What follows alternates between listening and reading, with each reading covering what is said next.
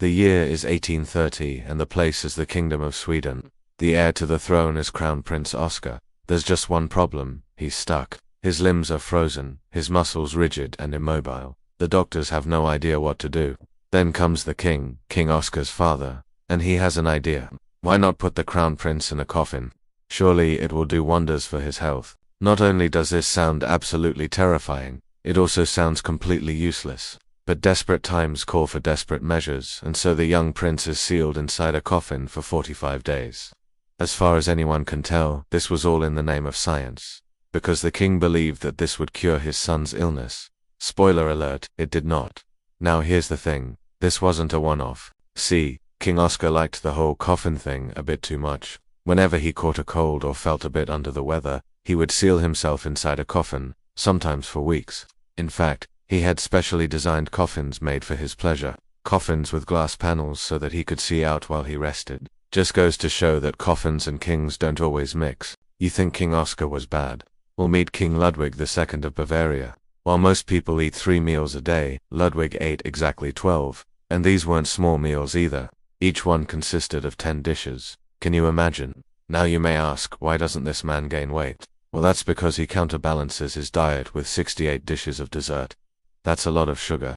But wait, there's more. Ludwig once ordered a pie that was nearly 9 feet wide. It needed 18 men to carry it to his table, and that wasn't the biggest thing he ever ordered.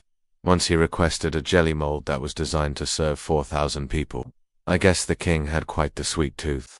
But let's talk about someone who takes things to the extreme, literally. Let me introduce you to King Charles the Bold. Now, this guy loved 2 things, food and hunting. So much so that whenever he went hunting, he would stuff the innards of his prey, deer, boar, rabbit, you name it, with bread, eggs and spices, then roast it over an open fire. Yes, you heard right, he roasted live animals, and he wasn't done yet. After the animal was cooked, he would serve it up with a side of its own blood. Not exactly a gourmet, are we, Charles? And now, prepare to meet one of the most eccentric eaters of them all, King George III of England.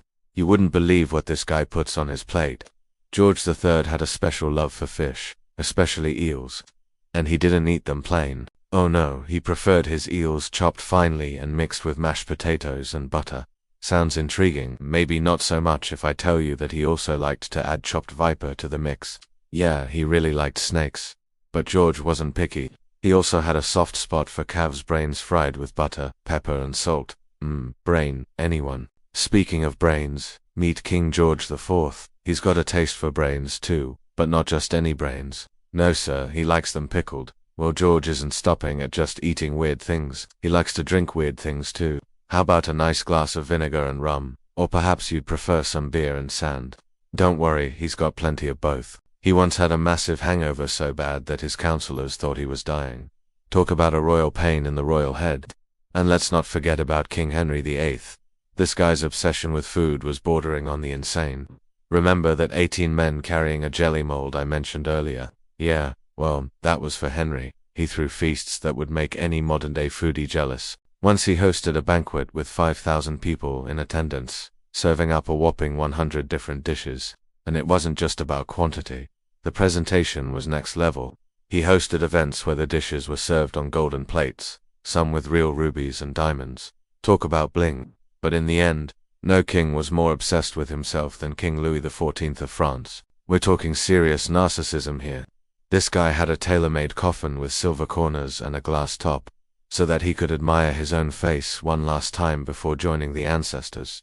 Now that's what we call self-love, but hey, at least he wasn't afraid of a little hard work. Unlike King John, the King of England and Lord of Ireland, this guy hated working. We're talking major procrastination here. John once avoided signing a Magna Carta, a document limiting his power, by hiding in a tree. Can you imagine the King of England hiding in a tree? Well, it happened. So there you have it, folks, a royal parade of quirks, fears, and peculiar practices. Now, which of these kings do you think was the strangest? And do you know of any other royal oddballs we missed in this tale? Share your thoughts below. Thank you for watching. If you enjoyed this video, don't forget to hit the thumbs up button and share it with your friends. Subscribe to Dark Hours Archive to join us on our journey through history's hidden tales. And remember, if you dare to follow us for more spine-tingling stories that bring the past to life in the darkest and most enchanting ways, Until next time, stay curious, stay thirsty for knowledge, and above all, stay brave in the face of the unknown. The darkness may hold secrets that challenge our understanding, but it also holds beauty and wonder that's worth exploring. So keep asking questions, keep seeking answers, and never stop marveling at the mysteries that surround us. What do you do when you're bored? Watch TV, scroll through your phone, read a book maybe.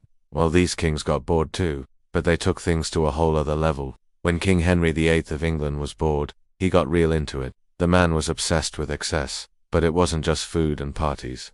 It was everything. He threw epic feasts, jousting tournaments, anything to feed his boredom. But what was the strangest? He tested people's loyalty with these events, pushing them to do the most absurd things to entertain him. Once he unleashed poisonous snakes into the audience at a theater, watching with amusement as the crowds panicked. Another time he unleashed a pack of hungry wolves into a village, then watched from a distance as the townspeople desperately ran for their lives. Even his friends weren't safe. Once he challenged a courtier to a sword duel, not because he wanted to fight, but just to see the look on his friend's terrified face. But it gets weirder with Peter the Great of Russia.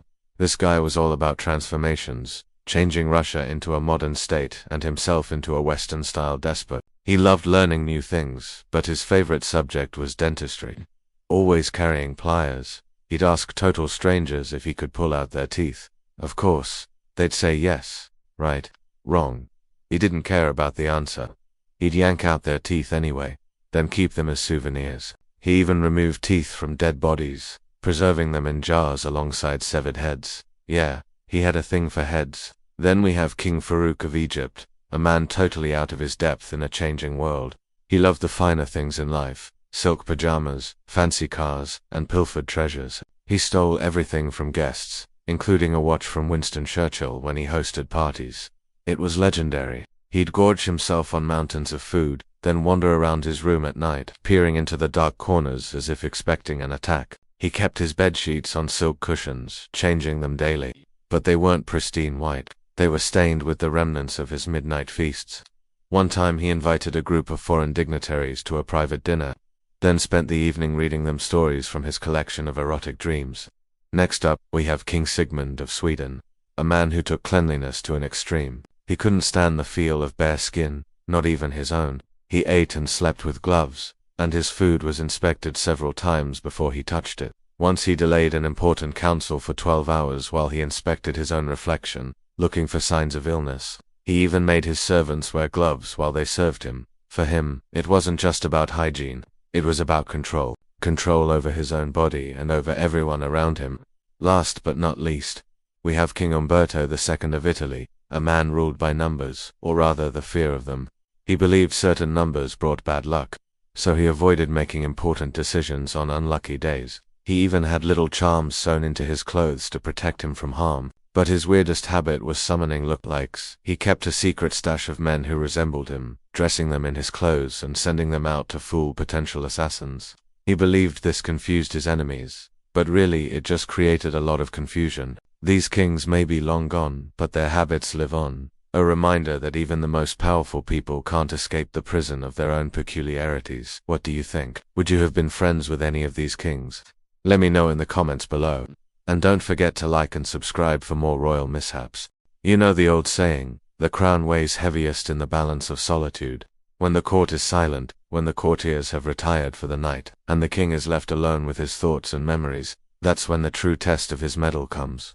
That's when the weight of the crown presses hardest. And for some kings, that solitude can become both a blessing and a bane, fertile ground for the soul to wander. Take for instance, Charles II, the last king of Spain, whose name echoes through history as a symbol of a nation's decline. You see, Charles was born under a cloud, literally. In fact, his birth was accompanied by an eerie darkness that blanketed Madrid. No one knows if it was a solar eclipse or a strange fog, but the superstitious onlookers saw it as an omen. And thus began the legend that haunted Charles, a legend that he himself came to believe. He was convinced that his body was cursed, the victim of some ancient sorcery placed upon his bloodline. As he grew older, Charles retreated into his chambers, not just for solace, but to shield himself from the world. His bedchambers became a shrine, filled with relics like splinters of the true cross and vials of miracle water gathered from distant shrines. Each morning he would bless ordinary water with holy relics to wash himself, a process that required not just one but two blessings. First before preparation, and then before use. His meals, too, had to be blessed. Once before preparation, and again before being set before him. And this wasn't just a quirk, it was a desperate attempt to cleanse himself of an imagined curse. So much so that he would summon monks late at night to perform exorcisms on him, murmuring prayers while holding sacred relics against his chest, hoping they might draw the curse out of his flesh.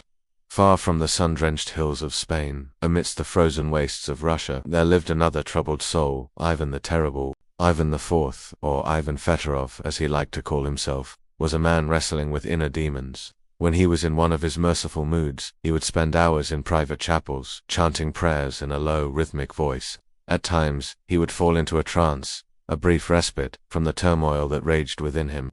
But these moments of calm were deceptive. Like Charles, Ivan found solace in lists, not grocery lists or shopping lists, but long, meticulous records of perceived enemies. Day after day, he would update these lists, recording their supposed crimes and the punishments they would suffer. Sometimes he would review the list more than once a day, and no one could ever be entirely sure if they had fallen in or out of favor. These lists were a reflection of a troubled mind, a ticking clock of impending doom for anyone who made it onto the pages.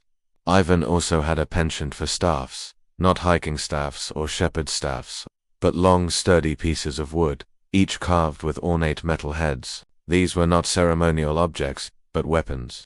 He would lean on them as he walked, but in moments of anger he would strike out, hitting anyone within reach. Boyars and servants alike trembled at the sight of the raised staff, for they knew that Ivan's temper was as unpredictable as the winter storms that swept across his empire. Francis I, the French monarch, had a different kind of courtly obsession. Surrounded by artists and intellectuals, he delved deep into the study of the human body, and not just in life, but in death too. He kept a small theater in the palace where dissections were performed before select audiences. While his peers attended these sessions out of intellectual curiosity, Francis went further. He would personally handle the instruments used in the dissection, leaning in close to examine the intricacies of veins and muscles. To his admirers, it was the pursuit of knowledge. To his detractors, it was an unhealthy obsession with death. Across Europe, in the heart of Denmark, King Christian V had his own peculiar passion. A lover of the finer things in life, he also enjoyed the simple pleasures of anonymity. He roamed the streets of Copenhagen in disguise, seeking out taverns and low houses. He loved nothing more than engaging in drinking competitions and games of chance with commoners. All night he would sit in smoky rooms, playing cards and swapping stories, revealing his identity only when tempers flared or when his companions were too drunk to continue. It was his way of testing the world, of seeing if anyone would recognize him in the crowd. In the 15th century, Naples had its own enigmatic monarch, Ferdinand I, better known as a lover of the hunt. He saw it not just as a sport, but as a tool of political power. His enemies vanished in the vast forests, hunted down and killed, and their bodies displayed in a secret chamber in his palace. He arranged these bodies in fine clothing, posing them as if still alive, and surrounded them with reminders of their former lives. Then he would spend hours walking among them, as if consulting with his most trusted advisors. These men were kings, rulers of vast domains, yet their obsessions were as human as your own. They collected, hoarded, bargained and bartered, finding joy in the mundane and terror in the ordinary. They were prisoners of their own making, held captive by their singular passions. As we delve deeper into the annals of history, let us remember that behind the grand facades of palaces and castles, there beat hearts that are as troubled as our own. Their stories are a testament to the complexities of the human experience, reminding us that even in the highest echelons of power, the human spirit yearns for connection, comfort, and most of all, peace. In the gilded cages of royal palaces, where power and privilege intertwined, there lived men who were not just kings, but prisoners of their own unique compulsions. They were not merely rulers, but captives of their own peculiar worlds. Let's start our journey in Spain with King Philip V, a man who wrestled with the demons of his own mind. After the passing of his first wife, his demeanor shifted dramatically. Sometimes he would seclude himself for days, refusing to leave his bed. During these episodes, he would dictate orders to his courtiers from his bedchamber, surrounded by untouched food and mountains of paperwork. It was as if the king's mind, already prone to melancholy, had been broken by grief and now teetered between inertia and frenzied activity. Servants learned to approach him warily, extending documents at arm's length as he refused to be touched. Music became his solace, and he developed an unhealthy attachment to the singing of one castrato named Farinelli. Every night Farinelli would be summoned to sing melancholy arias for hours on end, supposedly calming the king and allowing him to finally sleep. Without the music, Philip claimed the very foundations of Spain would crumble, as though the stability of an empire rested on the voice of a single singer. Our next stop takes us to Persia, where Shah Abbas I ruled with an iron fist and an obsession for appearances. A man of paradoxes, he combined ruthless efficiency with an almost girlish vanity. Every morning he would spend hours on elaborate grooming rituals, carefully combing his beard into intricate patterns and adjusting his turban to the exact angle he desired. But his peculiar habits did not stop at his own appearance. He was known to walk among his people in disguise, enjoying the thrill of anonymity and testing fate by placing himself in dangerous situations. Unlike other rulers who used such disguises for espionage or political gain, Abbas seemed to do it for the pure excitement of the unknown, returning to the palace sometimes with bruises and a faint smile, as though having just passed some invisible test. In Spain once more, we meet King Alfonso XIII, a man whose private passions sometimes spilled into the realm of impropriety. A cultured man with a taste for the arts, he developed a fascination with the new art form of cinema. But his interest was not purely aesthetic. He became known to secretly finance and collect films, going so far as to commission scenes that could never be shown in public. These films were locked away in a private archive, known only to his trusted servants. More curiously still, Alfonso took to operating the camera himself for some of these productions, hiding behind the lens and directing the scene with the same authority he wielded in court. He also used the new medium to record personal moments of his reign, storing reels of footage that he would review for hours, as though trying to capture the essence of time itself. Our journey takes us now to the Ottoman Empire, where Sultan Ibrahim, later known as Ibrahim the Mad, lived in a world of his own making. He was a man of immense wealth and power, but his mind was dominated by strange and sometimes disturbing fixations. First among these was his obsession with fur. He ordered his entire palace to be lined with fur, covering floors, walls, and even ceilings with the scent of animal pelts heavy in the air. He would lie for hours in these chambers, running his fingers over the fur, lost in a trance-like state. But his eccentricities did not end there. He kept a menagerie of exotic animals, including lions and tigers, which roamed the palace courtyards freely. Ibrahim would spend hours watching them, sometimes feeding them by hand, seemingly oblivious to the danger. The sound of their growls became a morbid soundtrack to life in the palace. Finally, we arrive in Poland, where King Sigismund Augustus shared a strange bond with a single object, a massive amber cabinet crafted by the artisans of Gdańsk. This was no ordinary piece of furniture. It was a repository of the king's most private possessions and memories. Sigismund would spend hours before it, opening and closing drawers, examining their contents, and then locking them away again in a strict sequence. He claimed the cabinet was alive in a sense, absorbing the energy of what it contained. Courtiers soon learned that the king's mood was tied to this cabinet, and if anything was moved without his knowledge, his temper would flare and audiences would be cancelled. Through tales of these monarchs, we glimpse a world where power and peculiarity intertwined, where kings were not just symbols of authority, but complex individuals grappling with their inner demons and finding solace in the strangest of places. Their stories remind us that behind the grand facades of royalty, they beat human hearts with all their flaws, fears, and fascinations. Flickering torchlight of history, some kings appear as grand silhouettes, warriors, builders, lawmakers. But if you look closer, in the dimmer corners of their private lives, the image shifts. There, in the shadows, are men driven not only by ambition, but by impulses so strange they defy reason. Consider King Louis the Spider King. Louis surrounded himself with astrologers, fortune-tellers, and alchemists, not as idle amusement, but as essential advisors. He wore small lead amulets around his neck, each engraved with symbols meant to ward off illness and betrayal. These charms never left his body, not even when he slept, and his robes were stitched with hidden pouches containing powders and herbs that he believed could turn fate in his favor. His private chambers were littered with astrological charts, some marked with cryptic notes in his own hand. When critical political decisions arose, Louis would not act until the stars were consulted, leaving ambassadors cooling their heels for days while the heavens decided the fate of kingdoms across the Channel, long before the Victorian Age. King Henry VI exhibited habits that baffled even his closest supporters. Gentle, pious, and seemingly detached from the harsh realities of power, Henry had an unusual relationship with ritual and repetition. He would walk the same paths through the palace gardens each day, tracing the same turns and pauses with obsessive precision. If interrupted, he would begin again from the start as though the act itself was a sacred offering. His speech often took the form of whispered prayers, muttered not to those around him, but to an unseen presence. Even in council meetings, he was prone to drift into these murmured conversations, eyes distant, lips moving in patterns known only to him. Some thought it a harmless eccentricity. Others feared it was evidence that the king's mind was slipping away.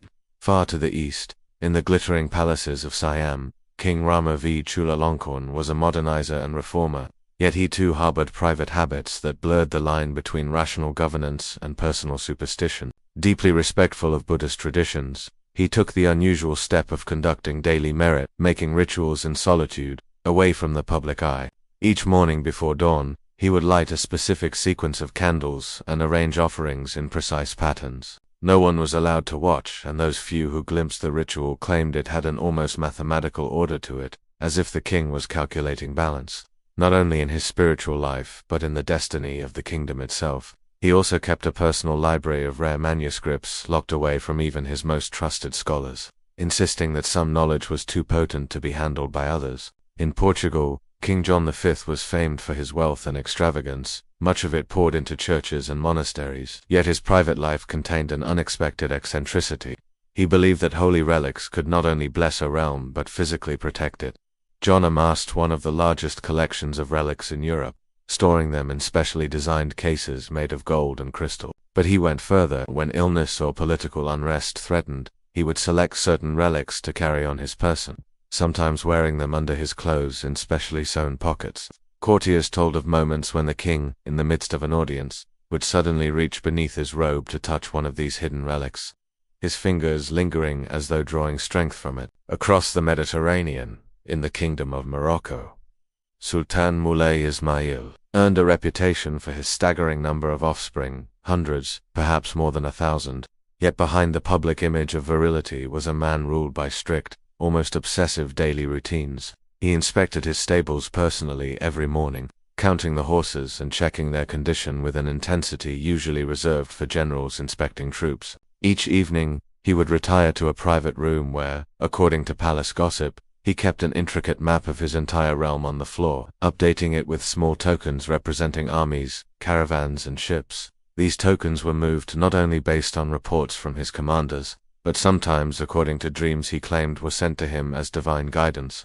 His decisions, whether military or domestic, could hinge on the position of a single marker on that map. Finally, in the annals of the Korean Joseon dynasty, King Yongjo stands out for his extreme frugality and micromanagement. Though he ruled for decades, overseeing a time of relative stability, he lived with habits that perplexed those around him. Yongjo would personally inspect palace kitchens, sometimes tasting dishes before they were served, not to savor them, but to ensure no extravagance or waste had occurred. He recorded the number of candles burned in the palace each night, and issued reprimands if the count was too high. Yet his most curious practice was his habit of holding invisible councils.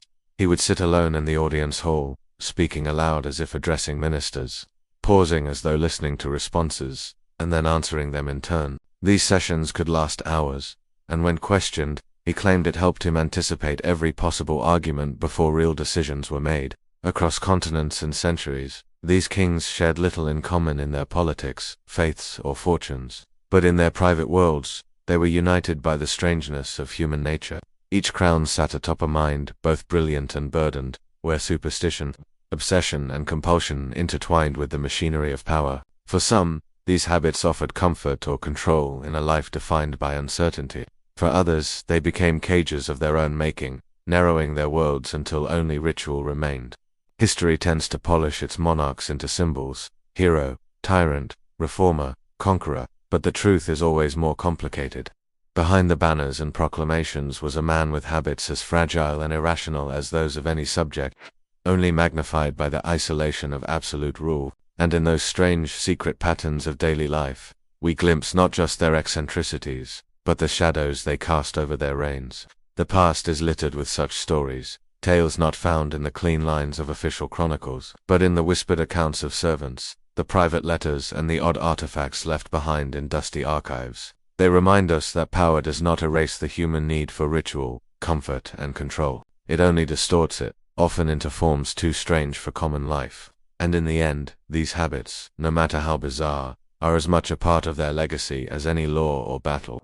So, as we step back from these hidden chambers, leaving behind the relics, the locked cabinets, the fur-lined walls, and the ghostly councils, remember this: the strangest truths are often the ones never meant to be seen. The kings of history ruled their people in daylight, but in darkness, they ruled themselves, and sometimes in darkness, they lost.